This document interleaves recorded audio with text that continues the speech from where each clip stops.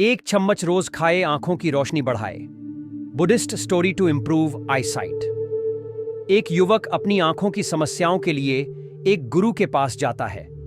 वह अपनी आंखों की रोशनी कम होने, दर्द और जलन की शिकायत करता है। गुरु उसे बताते हैं कि आयुर्वेद में आंखों के लिए एक उपनिषद है और महर्षि वाग्भट्ट ने भी उपाय बताए हैं।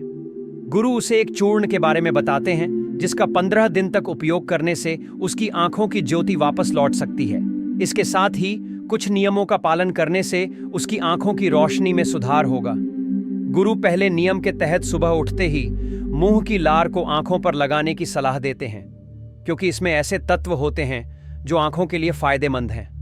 दूसरा नियम है मुंह में पानी भरकर आंखों पर छींटे मारना, जिससे आंखों की गंदगी बाहर निकल जाती है। तीसरा नियम सूर्यदेव को देखना है, जो आंखों के लिए लाभकारी होता है। गुरु उसे बताते हैं कि इसे सुबह या सूर्यास्त के समय करना चाहिए। इसके बाद आंखों का व्यायाम करने की सलाह दी जाती है, जिसमें आंखों को ऊपर नीचे, दाएं बाएं और गोल गोल घुमाना शामिल है। ये सभी उपाय उसकी आंखों की सेहत को सुधारने में मदद करेंगे। हो जाता है, जिससे आंखों को आराम मिलता है और थकान दूर होती है। गुरु ने युवक को बताया कि यह प्रक्रिया आंखों की सूजन और जलन को कम करने में भी मदद करती है। इसके अलावा वह उसे सलाह देते हैं कि नियमित रूप से हरी सब्जियां और फल खाने से आंखों की सेहत में सुधार होता है। इनमें विटामिन ए, सी और ई जैसे पोषक तत्व होते हैं, जो आंखों के लिए बेहद फायदेमंद हैं। गुरु ने यह भी बताया कि पर्याप्त नींद लेना और तनाव से दूर रहना आंखों की रोशनी को बनाए रखने के लिए आवश्यक है। उन्होंने युवक को ध्यान और प्राणायाम करने की सलाह दी, जिससे मानसिक शांति और एकाग्रता बढ़ती है। इसके साथ ही उन्होंने यह भी कहा कि धूप में बाहर निकलते समय आंखों को सूरज की किरणों से बचाना चाहिए, क्योंकि अत्यधिक धूप आंखों को नुकसान पहुंचा सकती है। युवक ने गुरु की सभी सलाहों को ध्यान से सुना और उन्हें अपने जीवन में लागू करने का निर्णय लिया। धीरे धीरे उसने अपनी आंखों की समस्याओं में सुधार देखा और उसकी आंखों की रोशनी भी बढ़ने लगी। गुरु की शिक्षाओं ने न केवल उसकी आंखों की सेहत को बेहतर बनाया, बल्कि उसे एक स्वस्थ जीवन जीने की प्रेरणा भी दी। कारण है कि तुम अपने खाने का सही तरीके से सेवन नहीं कर रहे हो। गुरु ने उसे बताया कि खाने को चबाने में ध्यान देना चाहिए और उसे धीरे धीरे खाना चाहिए, ताकि पाचन तंत्र को सही से काम करने का समय मिले। इसके बाद उन्होंने उसे कुछ आयुर्वेदिक औषधियों के बारे में बताया, जो उसके पाचन तंत्र को मजबूत करने में मदद करेंगी।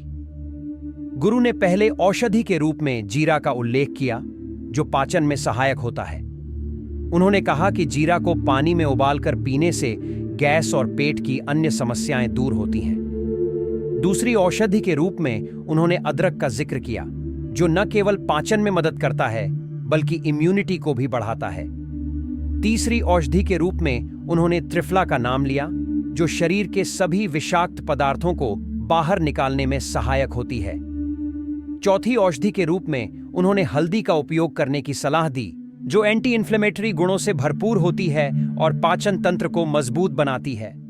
अंत में उन्होंने पुदीना का जिक्र किया, जो न केवल ताजगी देता है, बल्कि पाचन में भी मदद करता है। गुरु ने युवक को यह भी बताया कि उसे अपने खाने में फाइबर युक्त चीजें शामिल करनी चाहिए, जैसे कि फल और सब्जियां, ताकि पाचन तंत्र सही से काम कर सके। इसके साथ ही उन्होंने उसे नियमित व्यायाम करने की सलाह दी, जिससे शरीर में रक्त का प्रवाह बढ़ेगा और पाचन तंत्र को भी मजबूती मिलेगी। युवक ने गुरु की सभी सलाहों को ध्यान से सुना और उन्हें अपने जीवन में लागू करने का निर्णय लिया। धीरे धीरे उसने अपने पाचन तंत्र में सुधार देखा और उसकी सेहत में भी सकारात्मक बदलाव आया। गुरु की शिक्षाओं ने न केवल उसकी आंखों की रोशनी को बढ़ाया, बल्कि उसके समग्र स्वास्थ्य को भी बेहतर बनाया। गुरु ने उस लड़के को बताया कि इन आदतों और नियमों के अलावा मानसिक स्वास्थ्य का भी पाचन पर गहरा प्रभाव पड़ता है। उन्होंने कहा कि चिंता और तनाव से जठराग्नि कमजोर होती है, जिससे खाना सही से नहीं पचता। इसलिए ध्यान और योग का अभ्यास करना आवश्यक है, जिससे मानसिक शांति मिलेगी और पाचन तंत्र को भी मजबूती मिलेगी। गुरु ने उसे यह भी समझाया कि धूम्रपान और शराब का सेवन पाचन तंत्र को नुकसान पहुंचाता है। ये आदतें न केवल स्वास्थ्य को प्रभावित करती हैं, बल्कि शरीर की प्राकृतिक प्रक्रियाओं को भी बाधित करती हैं। उन्होंने कहा कि अगर वह इन आदतों को छोड़ देगा और स्वस्थ जीवन शैली अपनाएगा तो उसके पाचन तंत्र में सुधार होगा और उसकी आंखों की रोशनी भी बढ़ेगी।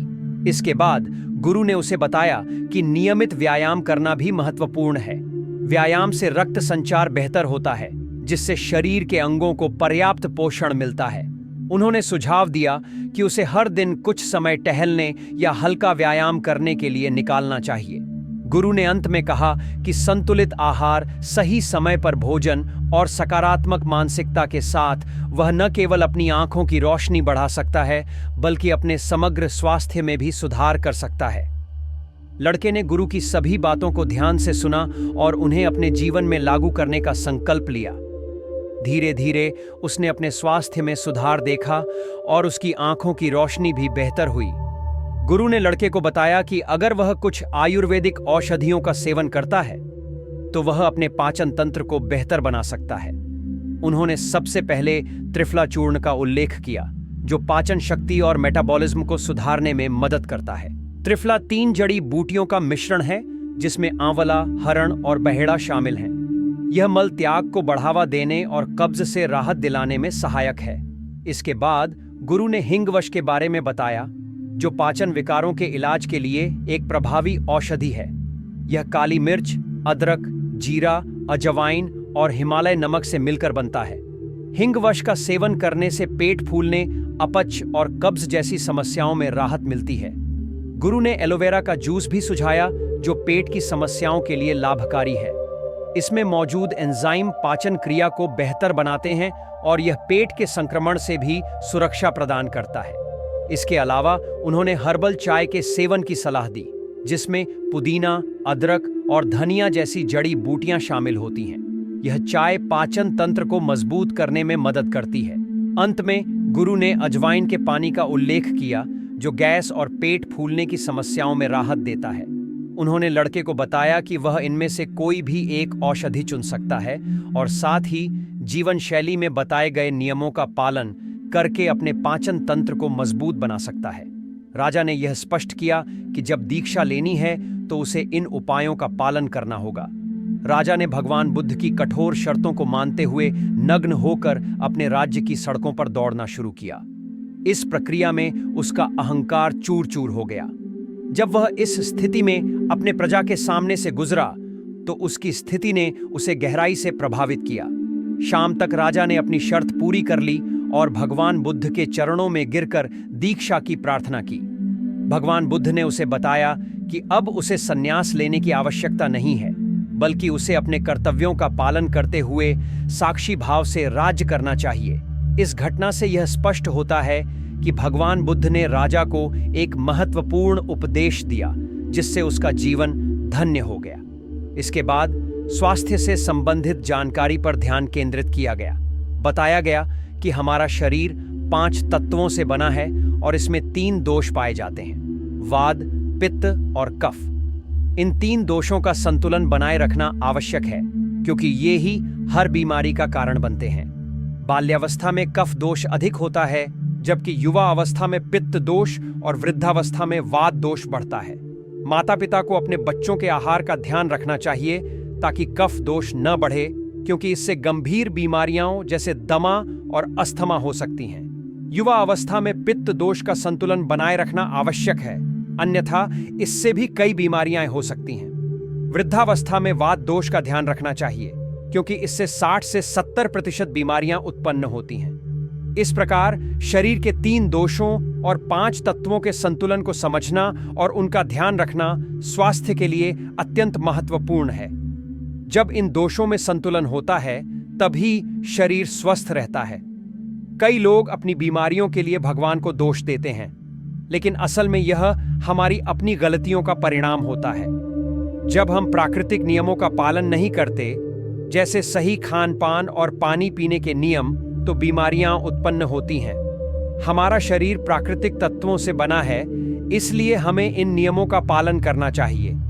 पित्त दोष की स्थिति में हमें कुछ खाद्य पदार्थों से बचना चाहिए, जैसे पिज्जा, बर्गर, चाय और चीनी, क्योंकि ये हमारे पाचन तंत्र को प्रभावित करते हैं और कई बीमारियों का कारण बनते हैं। शरीर की देखभाल के लिए तेल का उपयोग भी महत्वपूर्ण है।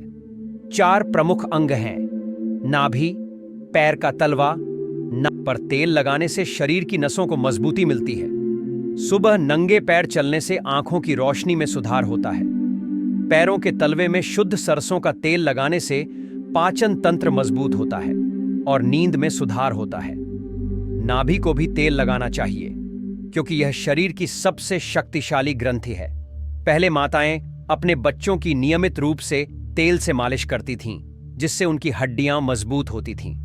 आजकल लोग केमिकल युक्त तेलों का उपयोग कर रहे हैं, जो स्वास्थ्य के लिए हानिकारक हैं। सरसों का तेल सबसे अच्छा विकल्प है, जो प्राकृतिक और स्वास्थ्यवर्धक है।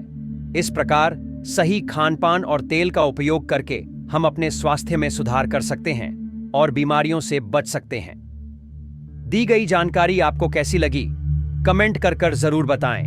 धार्मिक सुविचार चैनल को शेयर और सब्सक्राइब करें, हमारा सहयोग करें कि जिससे हम और अच्छे वीडियो बना सके। धन्यवाद।